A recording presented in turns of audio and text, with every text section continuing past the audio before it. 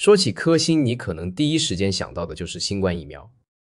但你知道嗎？這家曾經憑借新冠疫苗一年賺了900多億人民幣的公司，現在正站在被納斯達克退市的懸崖邊上。今天我們就來聊聊科興生物這20多年的故事，從2個男人的創業夢到最後變成一場沒有贏家的資本遊戲。故事要從1995年說起。那年，一個叫潘愛華的北大教授在北大生物城遇到了一個從唐山縣城防疫站來的衛生員尹衛東。尹衛東雖然只是衛校畢業，但手裡有個寶貝，他研發出了甲肝滅活疫苗。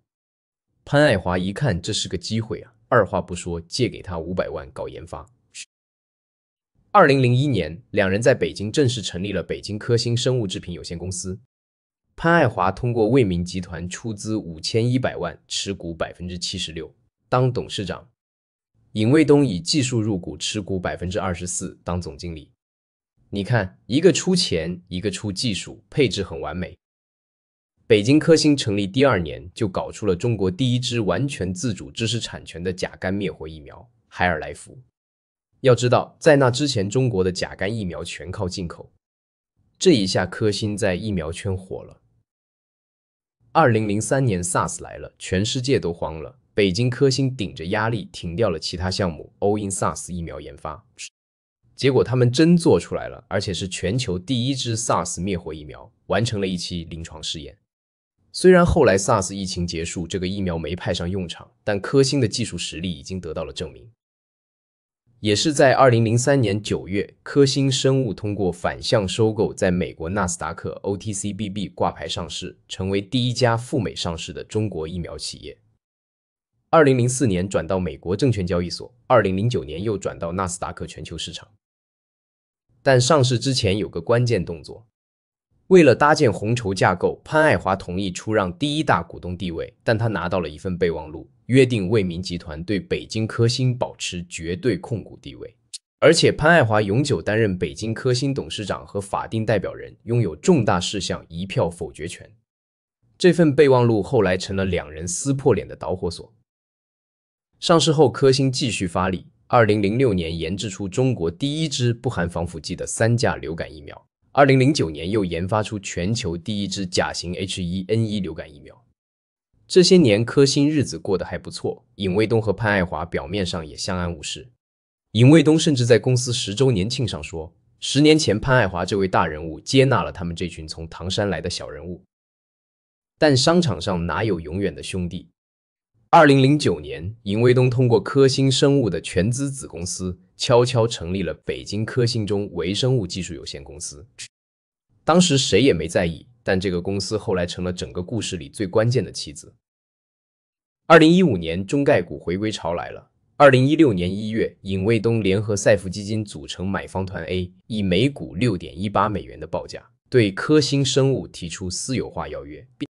你以為潘愛華會同意嗎？不到3天，潘愛華也組了個買方團 B， 報價7美元，直接抬價。這下熱鬧了，兩邊開始拉幫結派，各自找資本站隊。尹衛東這邊有賽富基金、康橋資本、維武資本；潘愛華那邊有衛明醫藥、中信併購基金，還有一個關鍵人物，華裔科學家李家強控制的強心資本。李家強一開始支持尹衛東，但後來發現私有化陷入僵局，乾脆轉向支持潘愛華，還在二級市場瘋狂買入科興股票，最後持股 32.3%， 成了第一大股東。2017年8月，在李家強的撮合下，2個買方團坐下來談，眼看就要談成了，尹衛東突然翻臉說不願與潘愛華合作，即使是名義上或形式上的。這一下徹底撕破臉了。2018年開始，事情變得越來越荒誕。2月份的股東大會上，潘愛華一方拉來 55.19% 的股東投票，反對尹衛東等4位董事連任，選出了新董事會。但尹衛東不認，在美國發起訴訟，宣布新董事會無效，還啟動了毒丸計劃，向除潘愛華及強心資本外的股東增發新股，稀釋對手股權。什麼叫毒丸計劃？就是大量低價增發新股來對抗惡意收購。這招夠狠，但也徹底炸了鍋。2018年4月17日，北京科興廠區發生了更誇張的事。潘愛華派人控制了1號廠房，拉閘斷電，導致600萬劑疫苗在車間報廢，損失1540萬。幾天後，雙方帶着幾百號保安在廠區對峙，場面一度失控。你能想象嗎？2個做疫苗的公司為了爭權搞成這樣。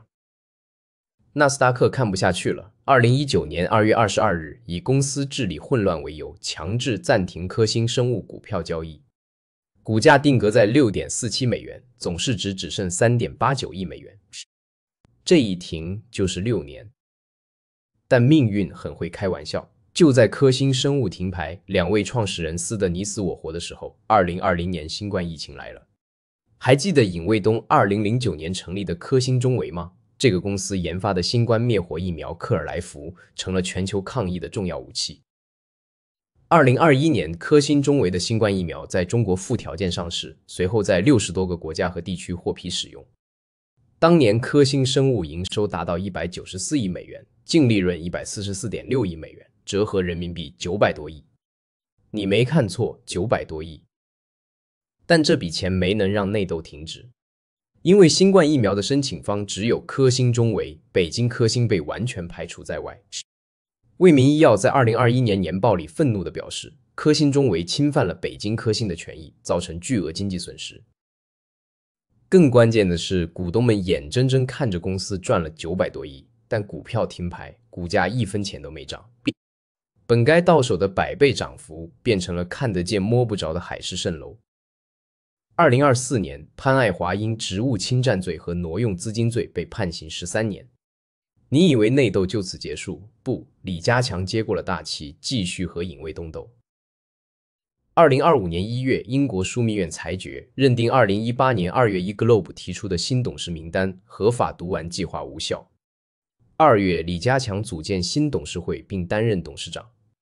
他做的第一件事就是拋出一個驚天分紅計劃，3階段總計最高每股$124，總金額$74.48億，約530億人民幣。如果全額發放，公司$103億現金儲備的70%會被分光。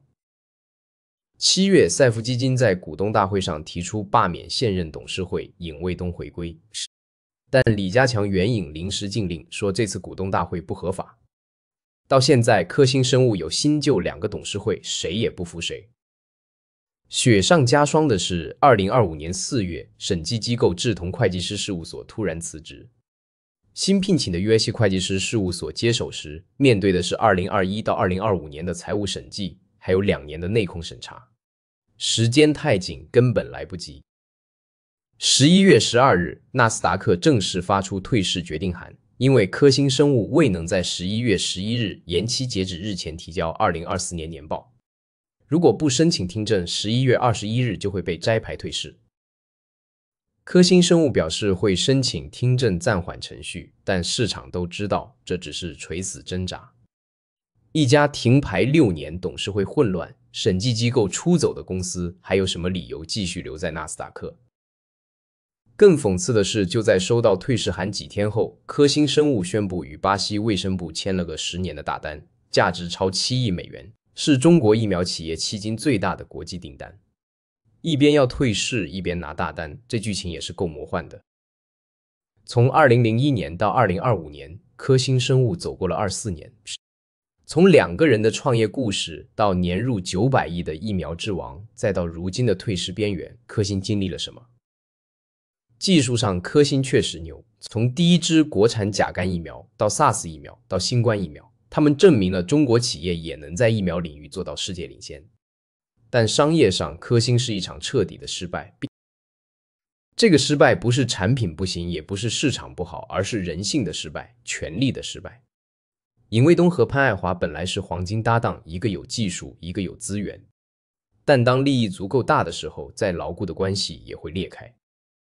備忘錄、讀完計劃、拉閘斷電、公章爭奪，這些本該出現在商戰電影裡的橋段，真實的發生在了一家疫苗公司。最荒誕的是，正當他們打得不可開交的時候，新冠疫情來了，公司賺了900多億。但這筆錢不僅沒能解決問題，反而讓爭鬥更激烈。李家強的530億分紅計劃被稱為清倉式分紅。為什麼要這麼分？因為大家都知道這家公司完了。與其讓錢爛在賬上，不如趁退市前趕緊分了。強心資本能拿6.88億美元，賽富基金能拿5.93億美元，尹衛東能拿3.5億美元。至於公司的未來，誰還在乎？最可憐的是那些中小股東，股票停牌6年，眼看公司業績漲了200倍，股價卻1分錢沒動。現在公司要退市了，雖然能拿到高額分紅，但那本該屬於他們的100倍漲幅再也回不來了。2024年上半年，科興生物銷售額只有1.213億美元，同比下降13.6%，淨虧損6860萬美元。新冠疫苗的紅利期過了，其他疫苗產品沒能撐起業績，研發費用從2023年的每年3億美元降到2024年上半年的1.441億美元，研發人員從163人減到138人。一家疫苗公司不把錢用來研發新產品，反而把530億分給股東，這說明什麼？說明沒人相信這家公司還有未來。科興生物的故事其實是很多中國企業海外上市的縮影。紅籌架構、V 結構、創始人分歧、資本攪局，這些問題在很多公司都存在，但科興把所有問題都演繹到了極致。技術專家和資本大佬的組合本來應該是最強搭檔，但當沒有清晰的權力邊界，沒有有效的制衡機制，再好的組合也會變成定時炸彈。尹衛東覺得自己是公司的靈魂，技術是他研發的，管理是他在做。潘愛華覺得錢是他出的，沒有他就沒有科興。雙方都有道理，但誰也說服不了誰。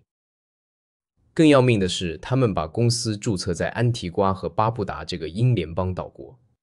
一旦產生糾紛，要在美國法院、英國樞密院、中國法院、東加勒比法院多地打官司。每個法院判決不一樣，最後變成各說各話，誰也執行不了。2018年，北京科興甚至出現了2個董事會的局面，雙方各自拿着不同法院的判決書宣布罷免對方。這種情況下，公司還怎麼正常運營？科興的教訓是什麼？第一，創業初期必須把股權結構設計清楚，不能有模棱兩可的口頭協議。第二，公司治理不能兒戲，董事會、股東大會的規則必須嚴格遵守。第三，賺了錢要投到該投的地方，530億分紅用來做研發，科興能成為全球疫苗巨頭。但現在說這些已經晚了，科興生物大概率會從納斯達克退市，結束它24年的美股之旅。尹衛東、潘愛華、李家強這3個男人的權力遊戲最終沒有贏家。尹衛東的科興中維雖然賺了錢，但科興生物退市了。潘愛華坐了13年牢，徹底出局。李家強拿到了分紅，但失去了一家本該成為巨頭的公司。2024年1月，科興中維確認新冠疫苗已經停產。那支曾經供應給60多個國家，幫助無數人抵抗新冠的疫苗，就這麼悄無聲息地停產了。沒有慶功，沒有感謝，只有一地雞毛。科興的故事告訴我們，在這個時代，有技術、有市場、有機遇，還遠遠不夠。如果沒有良好的治理結構，沒有對規則的敬畏，沒有對長期主義的堅持，再好的牌也能打得稀爛。從疫苗之王到退市邊緣，科興生物用24年時間給中國企業上了一課。這一課的學費是530億人民幣的分紅，是6年的停牌，是無數投資者的損失，還有一家本該成為世界級企業的隕落。這就是科興生物的故事，一個關於夢想、野心、背叛和毀滅的故事，一個沒有贏家的故事。